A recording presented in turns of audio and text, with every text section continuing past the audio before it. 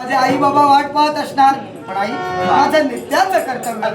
जिने वाहिले 9 मास ओझे, जिने वाहिले 9 मास ओझे, जिने चिंतिले कल्याण माझे, जिला पाहुनी हो मोदलीला, नमस्कार त्या जन्मदा माऊलीला. तो परमेश्वर सदैव सुखी. तुझ्या मुखातून निघणारे हे बोबडे बोल ऐकले ना, की मन कुठल्या कुठं स्थिरावलं जातं. आई बाळा, हा, पण खरं सांगू, काय झालं? तू माझ्या येण्याकडे लक्ष लावून होतीस, पण मी लगबगीनं का आलो? का?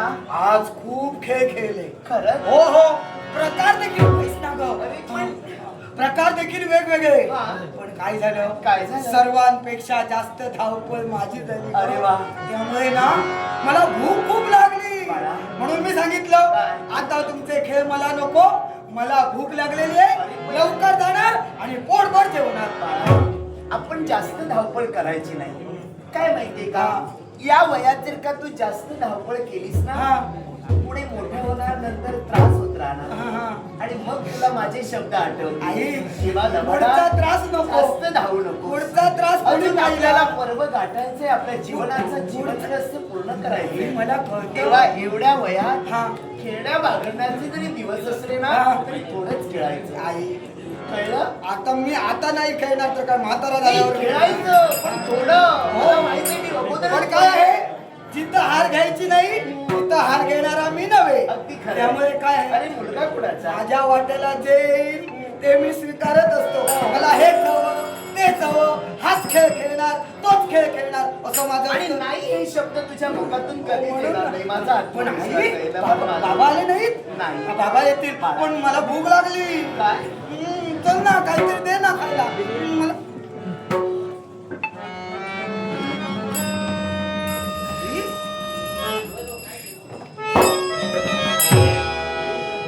ए, इकडे बघ. काय रे? काही नाही. आई, तू रडतेस? बाळा, काय झालं आई?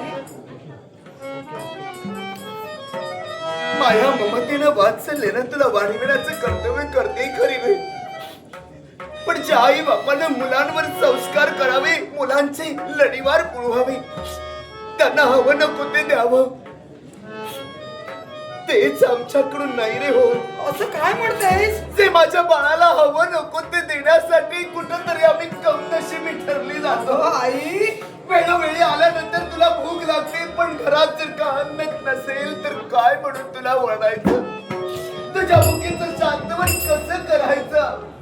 हा एकच प्रश्न मनाच्या ठिकाणी लागून राहतोय. मी पण वेढा किती नाही रे बाळा. विसरूनच गेलो. बाळा, असं पण बोलू आई, नकोस.